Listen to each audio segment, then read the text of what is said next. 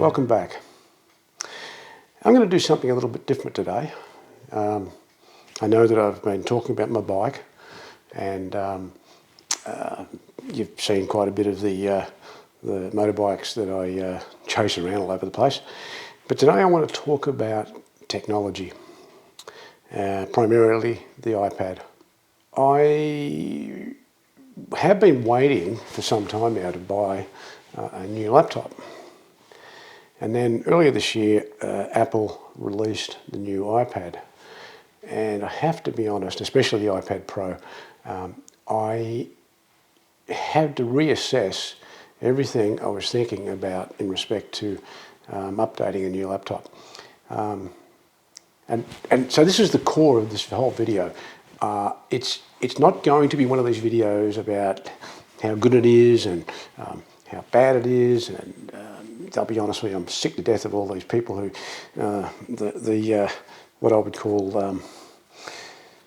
the headlines, the negative headlines. You know, oh, I bought my iPad Pro, I'm sending it back. I'm unhappy about the changes to the new iOS 15 that's coming, blah, blah, blah, blah. The truth of the matter is the iPad is a different device to a MacBook, but and to any sort of laptop for that matter. But this video is about what the iPad and the iPad Pro specifically for me can do for someone my age who is not looking for the demanding work that you may need a laptop for. So with regards to do I get a laptop, a new laptop, considering the fact that my existing MacBook Pro is now 6 years old, and by all accounts, Apple are going to, later this year, bring out a new MacBook Pro with the new M1, well actually it'll probably be an M1 or M2, M1X or M2 processor. So for those of you who aren't technically aware, Apple have developed a new processor, and no, I won't even get into the technology. Let's just say they have developed a series of technology for their computers, which is a common core now throughout their laptops, their desktops, and their iPads and the iPhone. They're all the same processor. And as a result, they have produced an incredibly powerful processor. Even the most basic processor now in the most basic laptop is in order of magnitude greater than anything you can buy anywhere else. The whole idea of doing this video is to show people my age, and well, younger as well, but specifically someone like me going forward, that the iPad is the ideal device for most things you want to do. Now, admittedly, I've gone for the iPad Pro, and because I'm into photography and video production, design and marketing and layout and stuff like that, and I wanted to future-proof, the technology. But even the basic, even the iPad Air would be ideal for anyone my age going forward. You can do most of the things you'd want to do, and also use it as a leisure device.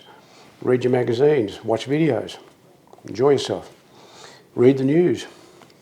So back in 2016, I purchased an iPad Pro. I think it was the second generation, and it has served me brilliantly. I bought the keyboard that came as an optional extra at the time, and it really is, well, sorry, has been a very good iPad. And to the extent that I actually used it, when I went to America, I travelled with me. This was my computing device when I travelled from San Francisco to New York on the train. And I was even able to produce videos on this, short ones. And it was a little bit of a struggle, but I was able to do it. I could process my pictures, you name it. It was a good device. So I have now recently purchased the new iPad Pro and the Magic Keyboard. So this is it.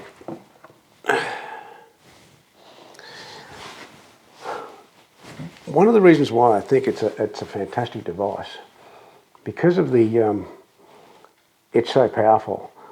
You can run powerful software on it. Now, as I said, I'm into photography, so the first thing I'm going to do is show you. This is Affinity Photo, and I can. So let's say I'm going to bring in a file, import a file, and here we go. These are some pictures I took backyard. There we are. Have a look at this one, and this is a raw picture. Now, instantly, we go into what they call raw mode, and I can now make some changes to it. So, for instance, if I want to, let's say we bring the exposure up, and maybe raise the shadows a little bit, give it a bit of clarity, a bit more contrast, and then once that's done, you say develop, and that comes back, and that's it. But just to show you how powerful this is, let's say, I don't know, we'll open this, we'll grab this motor here, we'll go like this, copy, and we'll go to this. This is crazy, I know, but this is to show you the type of things that I can do. And there you go. I've just placed a hydraulic motor on that picture, and I can now then go and add shadows to it and do all sorts of things. I mean, this is desktop class software, and as you can see, fantastic. So we'll get rid of that. Let's go LumaFusion, video editing. You guys have watched me do other YouTube videos with the motorcycles. Well, here's a classic example. My intro. I've got 4K tracks on here, and finish the thing. Here we go. Completely seamless, butterless. Yeah. Reporting for duty. Fantastic. And I could edit to my heart's content here. So again, professional application, not a problem. But then, right, I decide that I've had enough of work for today, take it off, and we'll swing it around. And let's say I'm going to watch the news. Read the news. Might want to, let's see, read one of my magazines. Here we go. Here's a photo magazine I'm talking about. So, to me, it's the perfect device for someone my age to be able to do some work, but also use it as a leisure device, and then actually, let's face it, I could probably even use it for, if I wanted to, well, there's Apple TV. I could go in and start watching. So, let's go to my library, and issues. Let's have a look. Here we go. I'm a Stargate nut. I love Stargate. So, yeah, let's have a look. Start watching. And, and the screen on this iPad is incredible. It's got the new micro. I'll just stop that. It's got the new micro LED screen technology, and it is awesome. It's up there with OLED. Look, it's a great device. The only other thing that I can add to the actual specs, I purchased the 1 terabyte unit, so that when I'm out and about, I can, especially when I'm doing photographs and so forth, I can literally just have them on the device, and then I can take them off later. That's another thing I want to point out with the latest operating system, and even when the new operating system comes out, the iOS 15, the Files app on this is absolutely awesome. So actually I might even show you that. So let's have a look. So we open the Files up, and here we are on my iPad. And so here we go, video files, the A3VE, there you go.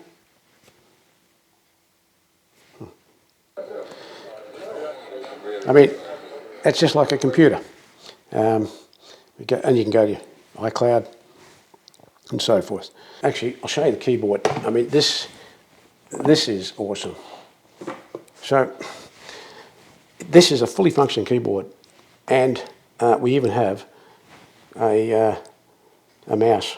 So here we go. Go to the files, go into whatever I want to go into. Go to the iDrive, there we go. Let's go into our iPad, go to video files, there we go, and there we go again, as you can see. So, well, this is the other great thing. So if you bring it up, you can actually, with the multitasking, I can now have two of the Finder windows open, and I can be copying. So if I go from there, let's say I want to copy one of these. Oops. I just realised I need to put it so that there we go. So in essence, over here we go select. I go, let's say we'll select that file there. Okay. And then I come down here, we go, there's the copy command, there we go. Come over here, go select. Oops, sorry, I'm mucking this up. I go paste, and okay, presto, I've just pasted that file, just like you do in the Finder on the Mac. So, as I said, this is a brilliant machine. I can't fault it. The operating system is different to a Mac, but close enough to be familiar.